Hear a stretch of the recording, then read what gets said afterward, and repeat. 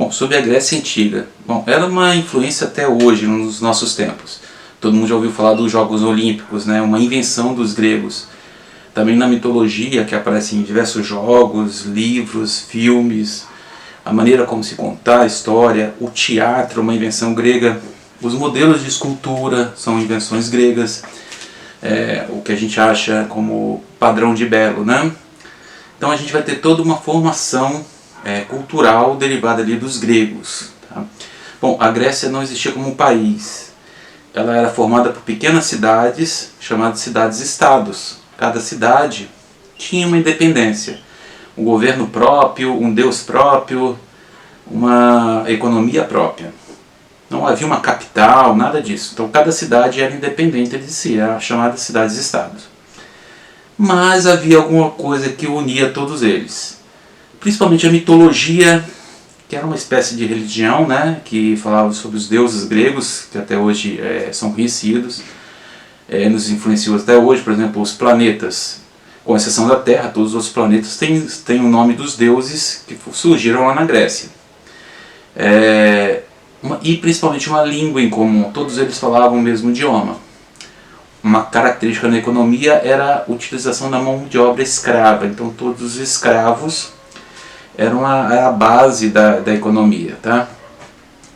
Porém, a sociedade era dividida de uma maneira que os escravos não tinham vez, nem na política, nada. Então somente a elite, os homens, os donos de terra, que é chamada oligarquia, né? Aquelas pessoas que possuíam terras, que eram das famílias fundadoras das cidades, elas tinham o direito ali à participação da política. Né? Em Atenas vai surgir o que a gente chama de democracia, né? O governo do povo. É uma democracia um pouco diferente da que nós temos hoje. Né? Então haviam eleições, só que só poderiam participar essas pessoas que faziam parte dessa oligarquia, os homens ricos, donos de terra. As mulheres não participavam, o estrangeiro não participava, escravo nem pensar, então essas pessoas que faziam essa democracia. Né? As cidades eram diferentes entre si, então, por exemplo, havia conflitos entre as diversas cidades. O mais famoso conflito é entre Atenas e Esparta. Né? Atenas era uma cidade voltada para as artes, para a cultura, enquanto Esparta era uma cidade totalmente militar. Para você ter ideia, aos 7 anos a criança em Esparta era retirada da família, ia para o exército, só saía aos 35 anos. Então, tudo dos 7 aos 35 ela estava ali no exército. E ela passava ali por diversas provações, testes.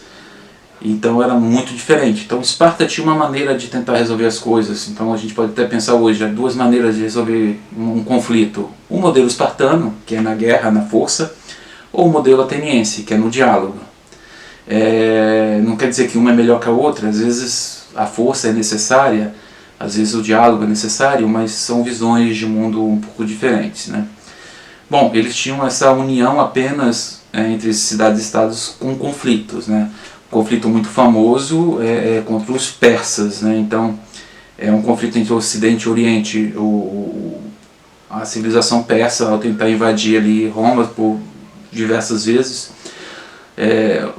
a Grécia, aliás, sempre houve uma união entre os estados, né, entre as cidades-estados, para defender o modo de vida dos gregos. Após os conflitos, eles se separavam. Né? Então houve várias uniões, vocês vão pesquisar no livro didático de vocês vão ver que houve várias uniões e separações entre os gregos, mas nunca com uma união, nunca foram totalmente um país. Né? A última unificação aconteceu por um povo que não era grego, os macedônicos. Era um povo que morava no norte da Grécia, mas tinham essa cultura grega, e Alexandre o Grande, ou Alexandre Magno, unificou a Grécia, né, e expandiu os domínios gregos e conquistou até a Pérsia. Então, você veja, os persas tentaram várias vezes conquistar a Grécia e não conseguiram, mas os gregos no final conseguiram conquistar a Pérsia, o Egito. Porém, após a morte de Alexandre Magno, vai ter uma divisão entre os seus generais e vai dividir ali o mundo entre o mundo grego em vários pedaços. Mas durou pouquíssimo tempo essa divisão, e logo o Império Romano, quando cresce, o mundo romano quando cresce, vai dominar ali e dominar a Grécia. Porém, o conhecimento grego já tinha se espalhado. Então, essa ideia do que é a natureza, do que é o homem, do que são as ciências, a arte, isso já tinha se espalhado e é o grande legado grego, né? Então, esse amor à arte, à cultura, à língua, tudo isso que vem desse mundo grego vai ficar muito marcado ali para os romanos, e até hoje é um padrão aí do Ocidente, esse ideal grego. Bom, sobre a Roma Antiga, a gente tem que entender que é uma civilização muito complexa e tem muito material no nosso livro didático. Vocês têm que ler bastante. Então leia o capítulo 7º do nosso livro didático. Tem bastante material ali sobre Roma Antiga. Eu vou tentar abordar alguns pontos fundamentais aqui, tá? Então Roma vai surgir numa pequena vila no interior da Itália, no centro da Itália. Segundo a lenda, fundada por Rômulo e Remo, 2 irmãos que foram abandonados por uma loba, mas isso é um mito, né? Não se sabe ao certo quem foi o responsável ali pela fundação de Roma. Mas ela foi fundada e começou a se expandir, né? Para ela crescer, ela começou a aceitar pessoas de fora, de outras vilas, outros povos. Só que essas pessoas que entravam em Roma, eles não tinham poder político. Eles deram origem aos plebeus, né? Os fundadores são os patrícios, as pessoas originárias descendentes dos fundadores. Então eles vão começar a se desenvolver e crescer. A gente divide a história romana em 3 períodos, né? Então, o primeiro, a monarquia, o segundo, a república, e o terceiro, o império, né? Uma característica comum a todos esses 3 períodos é o modo de produção, como eles se dão com a riqueza, né? Todos eles, esses 3 períodos, a riqueza vai ser produzida por escravos. Então, a mão de obra escrava, a expansão, conquistar sempre mais escravos é o fundamental ali em Roma, né? Primeiro período, monarquia. Período que teve 7 reis. Se tem muito pouca história sobre esse período, poucos fatos históricos, sabe muito pouco sobre isso.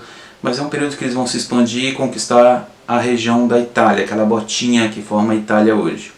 No sul da Itália haviam algumas colônias gregas que eles vão conquistar e absorver essa cultura grega, né, que vai formar uma cultura nova chamada greco-romana. Isso é uma mistura entre os romanos e os gregos.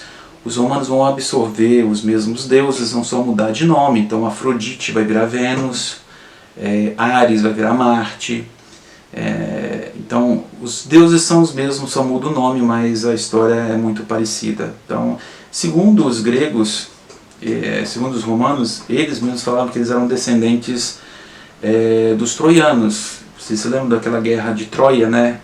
Entre gregos e troianos que lutaram pelo domínio da cidade, e os gregos ganharam, os troianos fugiram da cidade e foram para a Itália, segundo a lenda, e fundaram ali a cidade, né, de Roma. O Rômulo e Remo eram descendentes de Enéas, que era um guerreiro troiano que fugiu para lá.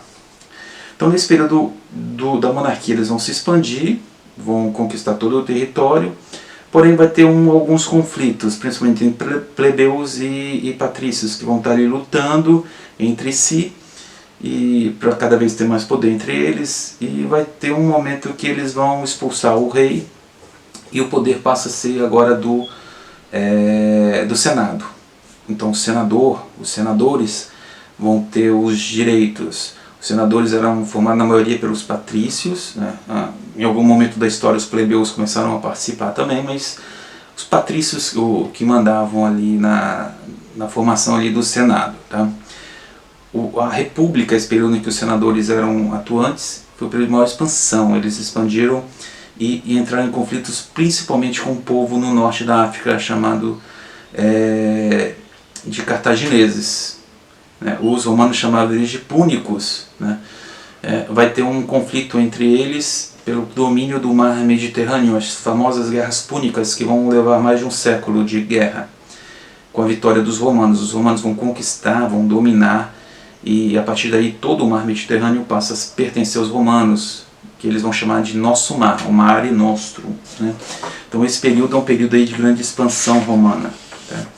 Vai ser um período também de expansão da escravidão. Então eles vão conquistar cada vez mais escravos ali para ter que manter a república, isso é, a coisa pública. Então, para ter todo aquele construções, obras, eles vão ter que conquistar cada vez mais.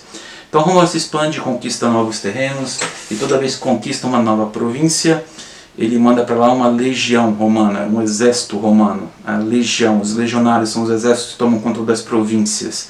Para dominar essas províncias, eles vão usar da força militar, então as legiões que vão atuar nessas regiões. E os legionários não podiam nem entrar em Roma. Dentro de Roma era proibido esses legionários entrarem, porque eles sabiam que se eles fossem para a capital poderia dar problema, então eles eram proibidos de entrar. Então, além da força militar, usavam o idioma, todo mundo tinha que falar o mesmo idioma, o latim. Do latim vão ter origem várias línguas, inclusive o português. E uma terceira coisa que era muito utilizado era o direito. Então, se você conquista um novo território, você tem que ter as mesmas leis. Imagine se cada região tem uma lei diferente, não daria certo. Então, se estabelece leis comuns. Então, essas leis comuns vão fazer com que você tenha um padrão, uma padronização. Isso é tão importante que até hoje as leis brasileiras vão ser um pouco baseadas nessas leis romanas. Tem muita coisa parecida ali, então a gente vai meio que imitar. Então o direito, como a gente conhece hoje, muitos de vocês talvez queiram fazer direito na faculdade, o direito vai ser romano, é uma criação romana, tá? Então, nesse período de expansão aí, a gente vai ter todo uma expansão também cultural. Então, o idioma, as leis vão estar se inserindo na população que vai sendo dominada.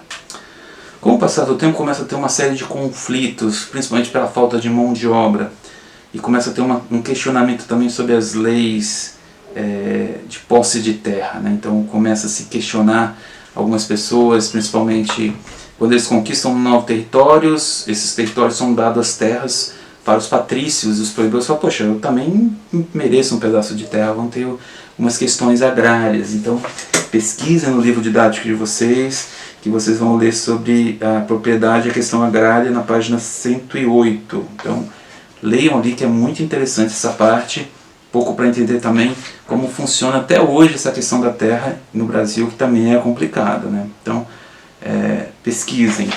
Também durante a República vão ter alguns conflitos de escravos, então as revoluções escravas, as rebeliões escravas, onde vai se destacar um escravo chamado Espartacus, que vai comandar alguns escravos que tentam a liberdade. Eles não estão contra a escravidão, eles querem a liberdade deles.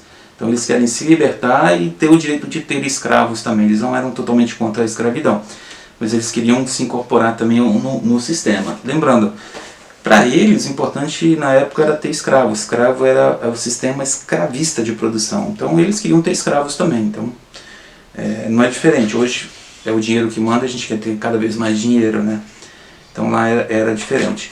Essa série de conflitos, questão agrária, a questão das terras, a questão dos escravos, vai ter um enfraquecimento ali dos senadores, e alguns generais vão começar a ganhar poderes, entre eles Júlio César.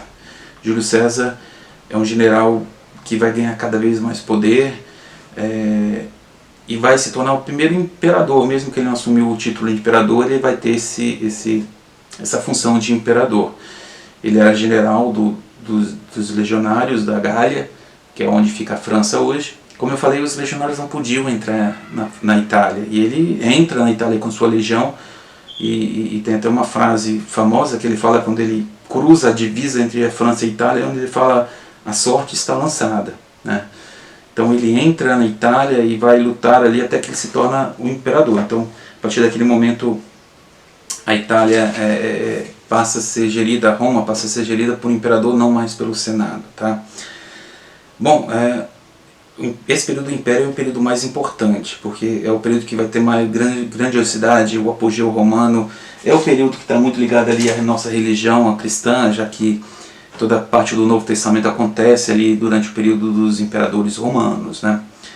Bom, Roma continua se expandindo, porém cada vez mais faltam escravos.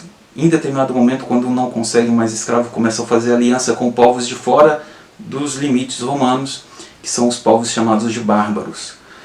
esses povos começam a entrar no Império Romano num processo de invasão, que não é bem uma invasão, eles começam a entrar e se incorporar ao processo romano, e eles vão trazer também alguns pensamentos lá, por exemplo, a fidelidade, que era uma coisa que eles têm do líder, né? Então esses povos germânicos da região da Alemanha têm muito essa questão de um compromisso entre os liderados e o líder do exército, quase um compromisso de sangue ali, que vai ser incorporado ali também os romanos, né?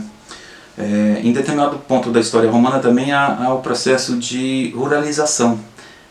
Conforme esses povos vão entrando em Roma, os bárbaros, as cidades romanas começam a se esvaziar porque as pessoas têm medo de invasões nas cidades e acham que estão mais seguras no campo. E elas começam a ir para o campo, né? E o Império Romano vai fazer uma lei que obriga as pessoas a trabalharem como servas nessas vilas no campo, né? Então, já que não conseguíamos mais escravos, ela obrigava pessoas livres a trabalharem como servas. Elas não eram escravas, não podiam ser vendidas, mas trabalharam ali no sistema de colonato, a lei do colonato. Então as pessoas começaram a trabalhar ali. Esse processo que vai acontecer ali no século III, IV e V depois de Cristo, vai levar a uma gradual fragmentação, até que o Império Romano vai se fragmentar, vai se dividir, né? E ele vai passar assim, então, cada vez mais separado entre si, né? Então, se antes tudo era centralizado em Roma, agora as coisas vão ficar mais para o interior. No século V, o imperador romano é deposto e assume um primeiro imperador bárbaro. Você lembra que eu falei que sempre quem assumia era um patrício, alguém da origem romana? Agora não, você vai ter um imperador bárbaro que vai assumir ali no século V o Império Romano, e é considerado o fim do Império Romano, né? Um marco, como eu falei, o fim da Idade Antiga e início da Idade Média. Idade Média é outro tema que nós vamos abordar mais à frente. Bom, pessoal, então, para não alongar mais o vídeo, a gente vai parar por aqui. Nas próximas aulas a gente continua aí com outros temas. Bons estudos, leiam bastante o livro didático de vocês e, bom, se preparem para as provas.